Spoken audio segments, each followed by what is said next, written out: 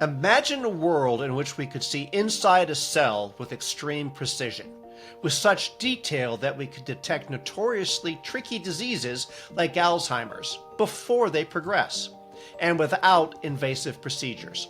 And I think this is something 10 years ago people would have thought is kind of future science fiction, but we are really now turning this into actual proof of concept devices. That's Peter Maurer, assistant professor at the Pritzker School of Molecular Engineering at the University of Chicago. Last year, he and his colleagues turned a protein found in living cells into the first biological quantum bit, also known as a qubit. It's a breakthrough that could change life sciences as we know them. We believe that these quantum sensors that we are developing could be a key to develop a new type of technology that could tell us not only where biomolecules are, but also what has happened to them. The discovery of this quantum sensor was named one of the top 10 breakthroughs of 2025 by Physics World magazine. Now, this is where really our work could potentially be a game changer, or one of the aspects where our work could be a game changer. So what we showed is that we can encode a qubit into a protein. These new biological qubits could give scientists something they've never had before, a way to see directly inside living cells, at the quantum level. But now with these quantum sensors, we can for the first time have NMR or MRI sensors that are the size of a molecule. And this is where I really get excited about quantum technology. So once we measure the world at this level of precision, what kind of scientific or medical problems could we actually address? That's one of the questions that Maurer and his lab is exploring. But you know, the application I'm most excited about, and these applications, by the way, in my opinion, completely justify the amount of research we are doing and the dedication of my professional career to it. But I think there may be other applications out there that we haven't thought about, because we really just started to scratch the surface. There could be maybe even much bigger applications out there. And that's what maybe even excites me most, talking to my friends in the life sciences, what could be really new game changer of these quantum technologies. From the University of Chicago Podcast Network, welcome to Big Brains, the show where we explore the groundbreaking research and discoveries that are transforming our world. I'm your host, Paul Rand. Join me as we meet the minds behind the breakthroughs. On today's episode, how UChicago scientists developed the first biological qubit. Before we dive into your research, I'd love to start with some context and some big news, because your work was just recognized as one of the top breakthroughs in physics for the year. Tell us about that. My group is a quantum engineering lab, but we are interested in exploring quantum systems in a biological environment to develop new type of sensors. And so the work that you're referring to is the development of a new type of qubit encoded in a protein. So for folks to really get their arms around what you're talking about, I think it becomes really foundational to understand in as clear or plain a language as you can what a qubit is and why that is just such the essential building block here. Yeah, so a qubit is in its most abstract form. It's a system, a quantum mechanical system that can live at the same time in two different states. So there are many different ways how to create such a qubit. And one way is to use actually an electron spin. So an electron, a building block of an atom, turns out that it has these quantum mechanical properties. So you can think of it as kind of a magnetic moment going either clockwise or counterclockwise. The picture is wrong, but it's good enough to understand. And so this magnetic moment can now be in either one of two states. And because it's a quantum object, it can be actually in both states at the same time. So the question is, how do you encode such a qubit, such a spin qubit in a system? And we have many different ways how to do that. We can do this in an ion in an ultra-high vacuum, in an atom, again in an ultra-high vacuum, and they are now some of the most promising building blocks to build quantum computers. But we can also do this in a defect in a diamond crystal. And these are kind of called nitrogen vacancy centers, which have been around for a long time and operate at room temperature. So more recently, David Ashelom discovered that you can actually also encode these spin qubits in molecules, in a molecular crystal. So very similar to a diamond, but no longer relying on kind of what nature gives you, but relying on what chemists give you.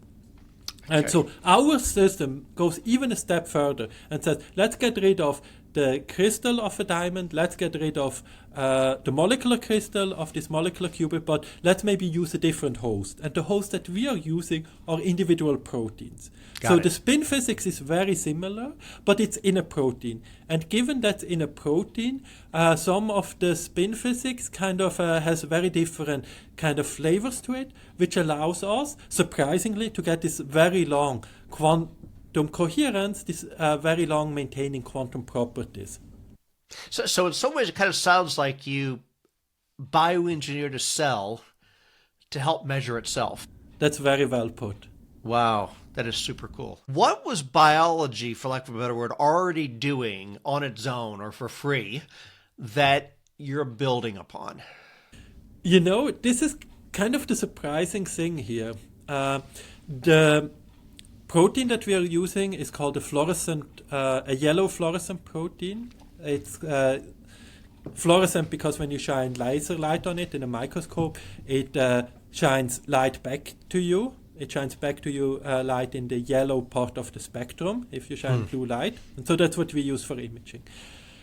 So nature had no intent to utilize any quantumness in this system. But it turns out by sheer coincidence that this that once in a while the system switches into a state where it has a spin, this triplet state that I mentioned before that people usually did not like for microscopy. But it turns out that this triplet state actually has quantum properties very similar to atoms, or these nitrogen vacancy centers in diamonds, or these molecular qubits that David has been developing. So in some sense, it's kind of a coincidence, in my opinion. I don't think that nature uses this for anything useful. But now that we have seen that that there are these quantum states, we can actually use some really powerful technologies from nature to improve the quantumness of our system, the qubit properties. And this is actually something I wanted to discuss here because it's a really cool idea that could be transformational to quantum technology as well. When you started going at this and thinking about how to integrate the work in quantum and biological questions, was there a specific questions that you thought it was impossible to answer using standard tools that really captivated you? Yeah, I would say my lodestar, my guide star for my research has been fluorescent microscopy tools are really powerful in life science, but they now give tell us... me what those are. So biologists became really good in kind of labeling biomolecules that they want to study with a fluorescent tag. So when you shine laser light on it in a microscope, they light up. And they can actually tell you the position of individual biomolecules with nanometer precision. They can even, when you look at two different molecules and see if they are nearby, you can even learn something about the interaction of biomolecules. But knowing the position is still a far cry from what we would like to know about these biological molecules. Ideally, we would actually like to know what happened to these biomolecules. Have they been modified in some sense during the progression of a disease, or have they been interacting with a pharmaceutical drug? And fluorophores, this fluorescent microscopy technology, that is really the workhorse of molecular biology and cellular physiology, just has a very hard time in answering that. And we believe that these quantum sensors that we are developing could be a key to develop a new type of technology that could tell us not only where biomolecules are, but also what has happened to them. Okay. Most people, including on this show and with your colleague David Oshalom and others, we've talked about all sorts of aspects of quantum computing, but you're specifically, as you're mentioning, talking about quantum sensing. Can you just tell us in plain language what quantum sensing is? Yeah, so let's start with these qubits. So these qubits, they are really sensitive to perturbation from the environment. And if we can measure these perturbations, how they kind of impact the qubit precisely, then we can learn something about the environment.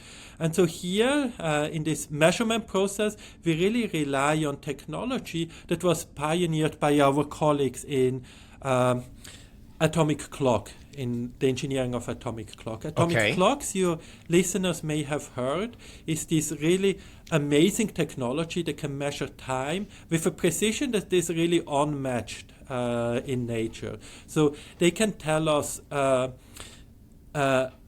precision of 1 in 10 to the minus 21. So that's about, if you switched on an atomic clock at the birth of the universe, it would be now off by less than 0.1 second.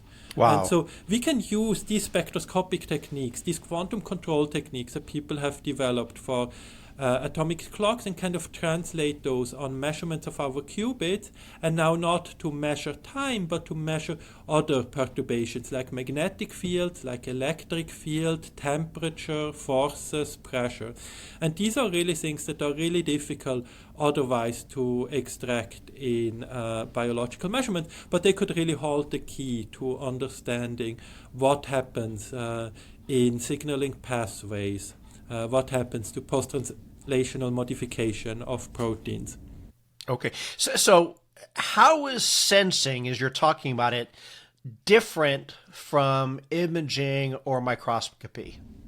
Yeah, so again, imaging or microscopy kind of tells you where individual biomolecules are, but it's not very good in telling you what happened to these biomolecules. So now what we are doing is by sensing So let's pause on that for a second. It can tell you where they are, but not what happened to them.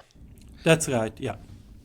Okay. And we often would like to know if biomolecule, for example, a protein, has undergone a modification and became from something that is useful for a cell to something that is diseased and causes a problem to cellular function. But it's often really difficult to do that with existing fluorescent microscopy technology. Now, quantum sensors, they can measure magnetic fields. Once you can measure magnetic fields, you could look actually at very different type of signatures. You probably know about magnetic resonance imaging. In fact, you had recently a guest talking about magnetic resonance imaging. And so this magnetic resonance imaging, as was very well explained in that podcast session, rely on magnetic field measurements. Now, those sensors usually fill up an entire room. That podcast was talking about a sensor that fills up a chair. But now with these quantum sensors, we can for the first time have NMR or MRI sensors that are the size of a molecule. And this is where I really get excited about quantum technology. So generally, you can build sensors that can be, in principle, really powerful, but very sensitive, but they are bulky and they are difficult to kind of integrate into your target system. Now, we are not the first group by a long shot that is developing quantum sensors to study biological systems. In fact, kind of the technology that people have been using as qubits are based on small pieces of diamond called nanodiamonds. Okay. So these are diamond nanocrystals that are small enough that they can be uptaken by a cell.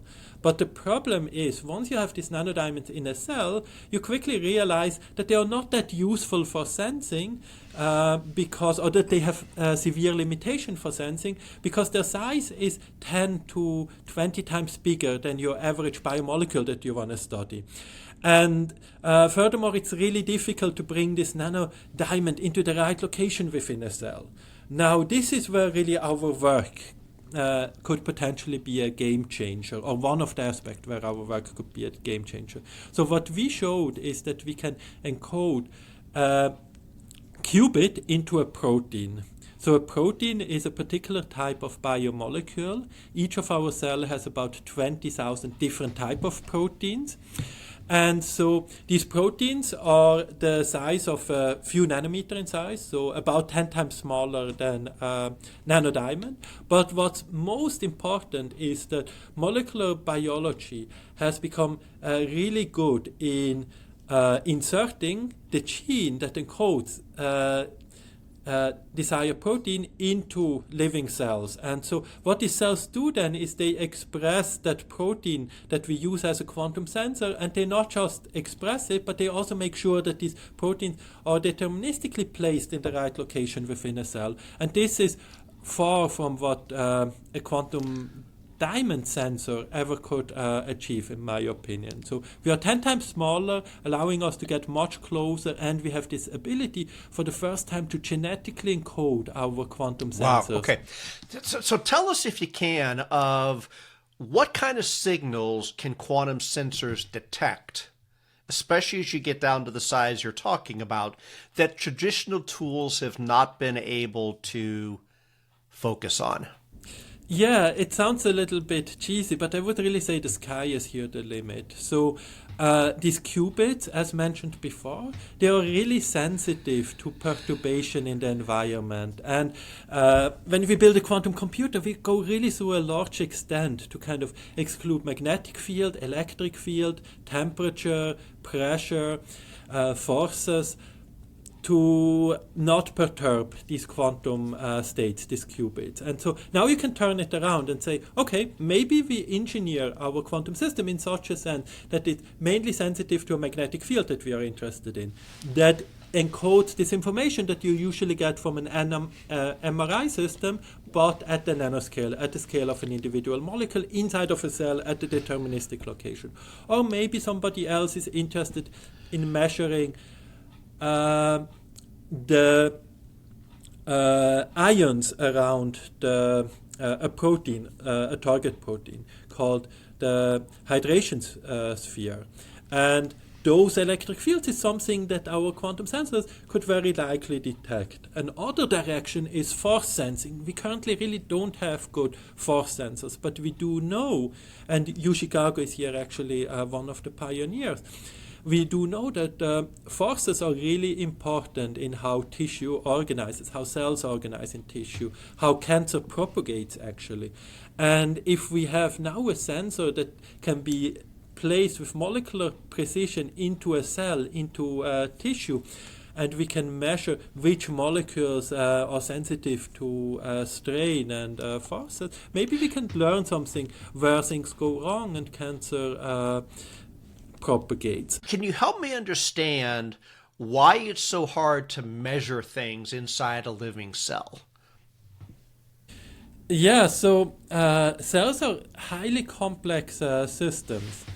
They consist, as mentioned before, out of 20,000 different type of proteins. And if you look at all the post-translational modifications, so all the modifications that can happen to this protein, you're going to be well in the 100,000s, maybe even in the millions. It depends a little bit who you ask, and this is also kind of a test to how difficult it is to study these post-translational modifications. But we really know that these modifications, these post-translational modifications, are ruling biology. Okay. You have described some of the quantum sensors as being quiet. What does that mean for them to be quiet, and why does that matter? Yeah, so qubits are very sensitive, as mentioned, to perturbations from the environment. That's why they are good sensors. But it's really kind of a trade-off. And so usually when people build a quantum computer, they have to cool down, as mentioned before, Yes. their system to near absolute zero and put into an ultra high vacuum. So what we showed for the first time is that we can take proteins, these building blocks of cells, which are usually nobody would consider them to be as quiet, low noise systems. We can actually turn those into qubits with coherence properties very similar to what people are currently using to build quantum computers. For example, the technology that IBM and Google is using to build a quantum computer is called the superconducting qubit. It was actually awarded the Nobel Prize this year. Yep. And so these superconducting qubits have coherence times, kind of maintain their quantum properties at timescales that are very similar to our protein qubits. One of the things that I kept coming across is a lot of people seem to think that quantum sensing is really the most mature part of the quantum field. I would subscribe to that statement, definitely. A good example is atomic clocks that I mentioned. So atomic clocks have brought us GPS 2 decades ago. So quantum measurements has already shaped our ability to perform measurements in technology and in science. And I think we are now really starting to see, we are at the threshold of seeing changes in the life sciences as well, where quantum technology really could become a game changer. Explain in more detail if you could. So far, we've always been talking in our conversation now, and also actually in the field, how quantum technology could be used to perform measurements in biological systems and advance biotechnology, for example. Yes. But I think we could actually now ask the reverse question. Can we use biotechnology to advance quantum technology? And let me explain a little bit with what I mean by this.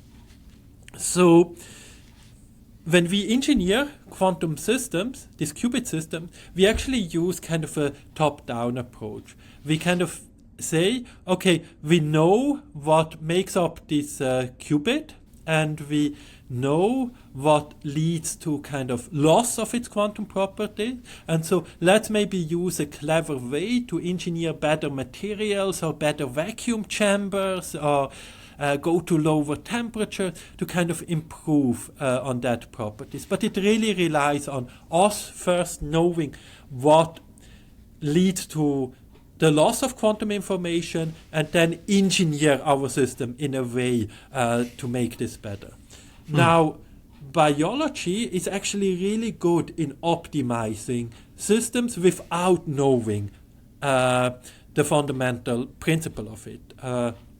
Doing basically black box optimization. Okay. So evolution is the key word here, right? So biology does not know how our body works. Nevertheless, through the process of evolution, through the process of picking out systems that have a higher survivability, nature was able to go from an unstructured soup in an ocean to single cells, to fish, to human beings, right? Right. And this was done not with starting from higher principles, was not guided by deeper insight. It was really guided by kind of a black box optimization. And now I think we can use for the first time this type of selection, this type of natural selection, this type of black box optimization to improve properties of our qubits.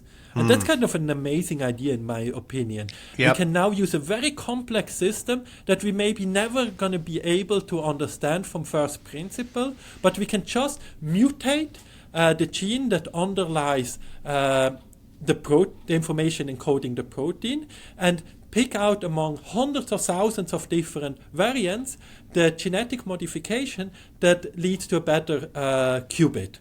And then use that as a starting point for a new round of mutation. And if we do that a couple of times, we can maybe get a qubit that is orders of magnitude better than what we have now. And this is something that we are actually starting in our lab here at the University of Chicago to pursue.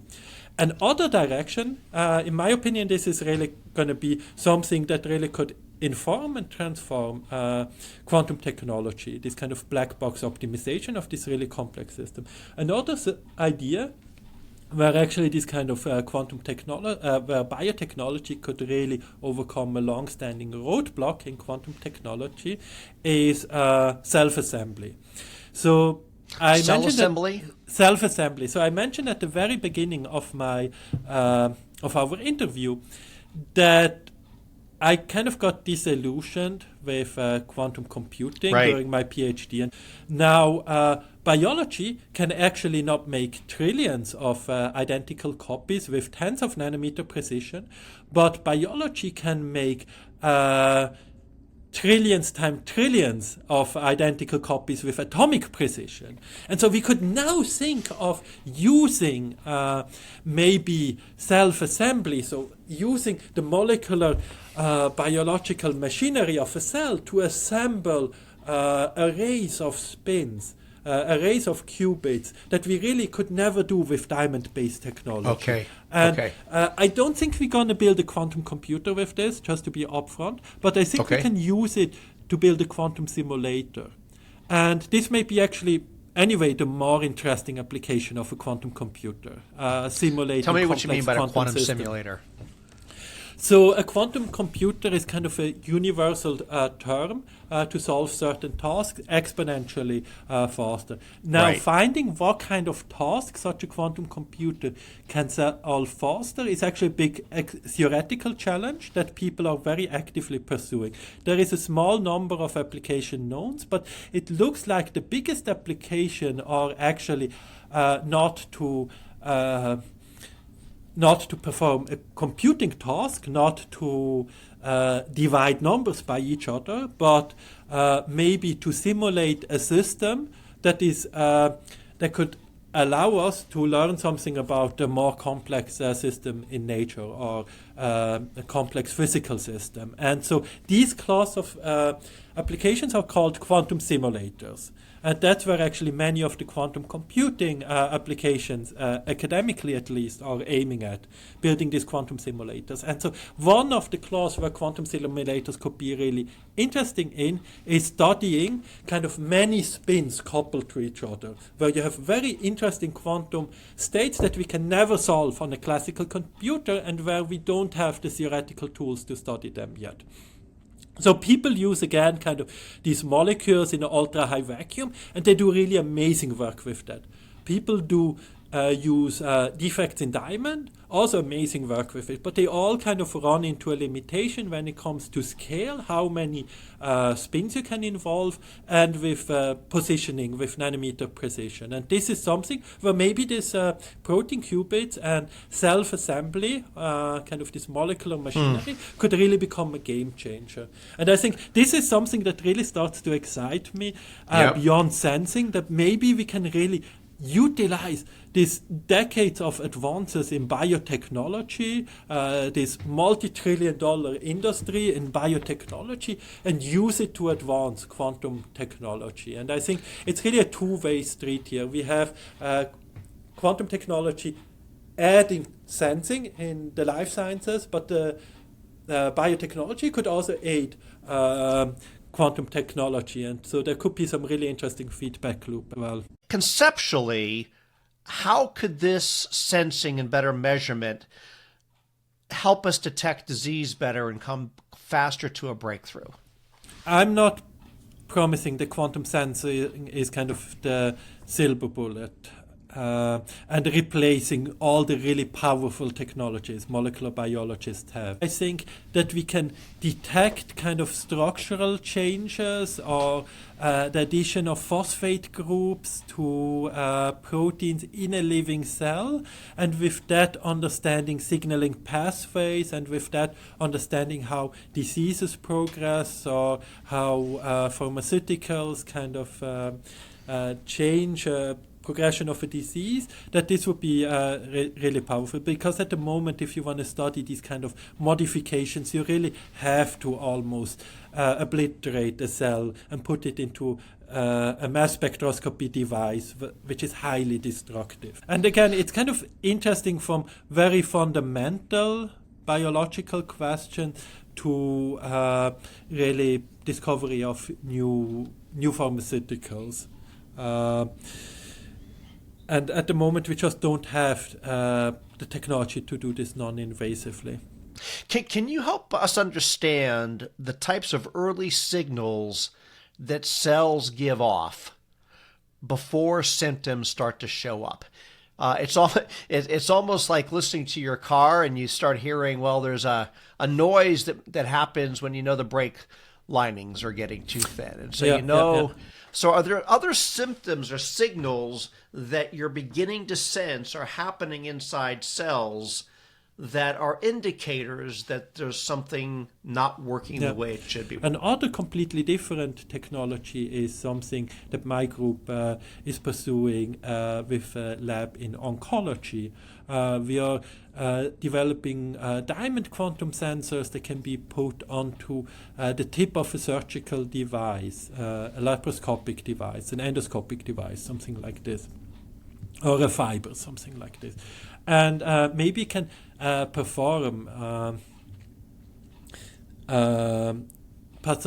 provide us with pathological information that you don't get with current fluorescent imaging technology. Again, because quantum sensors kind of measure in an orthogonal space to what your typical fluorescent label or your imaging technology would do. So these are things that we really start now to we have very concrete ideas, and we start to explore with our friends in medicine.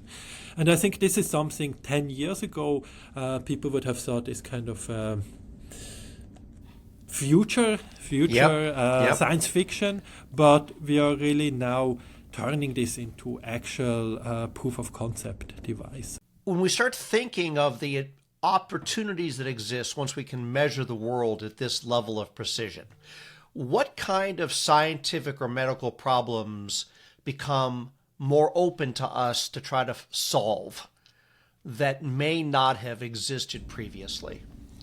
Yeah, that's really the great question here.